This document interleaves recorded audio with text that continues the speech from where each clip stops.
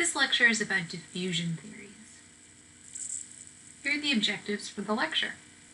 Let's start with the diffusion of innovations theory.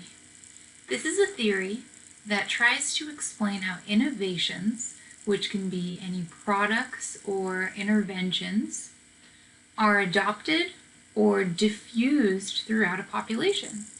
We have a couple key terms in this lecture. Let's go over each term. Innovation is the idea, the practice, the behavior, or the product that you're trying to deliver and spread throughout a population. Implementation is putting that innovation to use within a specific setting.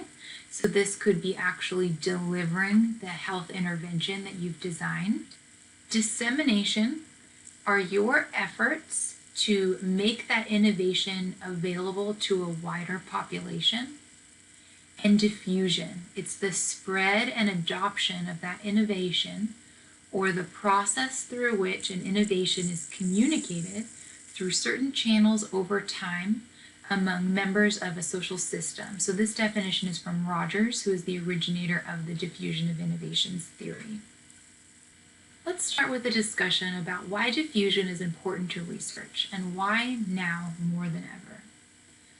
Well, one thing that you might not know is that it's very, very difficult to conduct a health behavior intervention, and it is very, very difficult to make sure that that intervention has lasting use within a population. Think about just yourself and just an organization that you're a part of, or even your family. What if somebody asked you to make a change to the way that you do things every day? Let's say somebody asked you to start brushing your teeth with your non-dominant hand. Even if they paid you to participate in this intervention, you might resist. It's foreign to your daily practices. You don't really understand why it's important. You don't understand why you need this intervention. Well, that's what happens on a wider scale in health interventions. We know as the researchers and as the professionals that a population really needs this intervention. They really need to participate in this healthy eating intervention for cancer prevention or diabetes management, but getting people to participate and being able to deliver our intervention the way we want it to is really difficult. Now, think about after an intervention is done, after somebody has asked you to change your behavior, maybe even paid you to change your behavior. Let's say you were part of this study or intervention for 12 weeks. What happens when the 12 weeks are up? Even if the intervention worked for you, even if you, let's say you lost weight or got your diabetes under control, typically you're going to go back to your old habits if there's nobody there to continue encouraging you to change your behavior. And this is also what happens in public health, unfortunately. After the research period is gone, people go back to the way they previously behaved. Or let's say we do an intervention in freshmen in San Diego State University, and we show that the intervention works. How do we get that intervention to freshmen at other universities after the research period has ended? These are issues that we face every day. Figuring out how to deliver interventions that we want to deliver and figuring out how to spread them throughout the population after our research period has ended.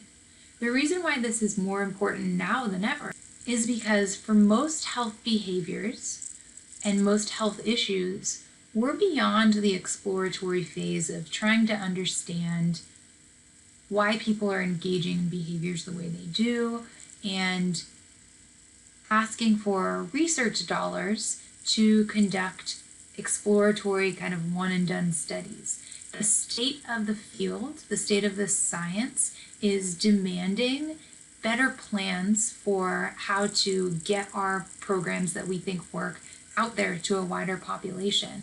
Up until the past couple of years, we've done not the greatest job at trying to figure out, okay, if this intervention works, how can we get it to a greater number of people after our study is done?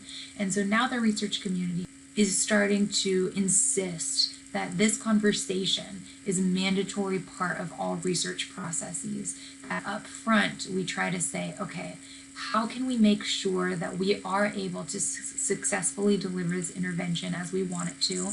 And what can we do now to ensure that this intervention can be disseminated or diffused after our program is over? When it comes to innovations, research shows that 3 factors determine the tipping point at which an innovation is adopted by an audience. The innovation should be compelling, so people should find it interesting and want to use it. You need early adopters or champions to start using this intervention and spread the word. And both the physical and social environment in which the innovation is being delivered need to be supportive. So with these considerations, the diffusion of innovations, or DOI theory, addresses and accounts for characteristics of the innovation, the population, or the users of the innovation, and the setting, and this includes the organizational, political, and social setting. In terms of characteristics of innovations, here are 5 that we know influence the likelihood of the innovation being adopted. Relative advantage. When you are trying to get people to use a new product or engage in a different behavior, you have to show them why it's to their advantage. Why is this product or this behavior better than what they're already doing or what they're already using? Compatibility. How well does this new product or behavior or innovation fit within the lifestyles or operations of the population or organization? Is it requiring a huge change or a more minor change? Complexity. How difficult is this new product to obtain and to use, or the behavior? Trialability. Does this new product or your intervention allow people to try it out first to see if they like it, and can minor tweaks be made if need be? Observability. So can people see the outcome of the product? If you are trying to get, let's say, teenagers to change their sunscreen use, that's your innovation, or your product is sunscreen use intervention, it's going to be somewhat of a difficult sell if you try to tell them that you're asking them to do this to prevent skin cancer, because to them that's so far down the road that they can't see the change. So instead, you might need to capitalize on a more proximal outcome of sunscreen use, such as smoother skin or less sunspots. Now, research shows these 5 factors explain between 49 and 80% of adoption of new products. So when you're developing your health behavior intervention, take into consideration each of these 5 factors. Now, characteristics of individuals also influence diffusion. Diffusion occurs through reducing personal uncertainty regarding the new information, and when individuals respond to perceptions of what credible others are doing, and when individuals have social pressure to do what others are doing. So based on these principles, what do you need to know and what do you need to do to make sure diffusion occurs at an individual level? Pause and take a moment to think about this.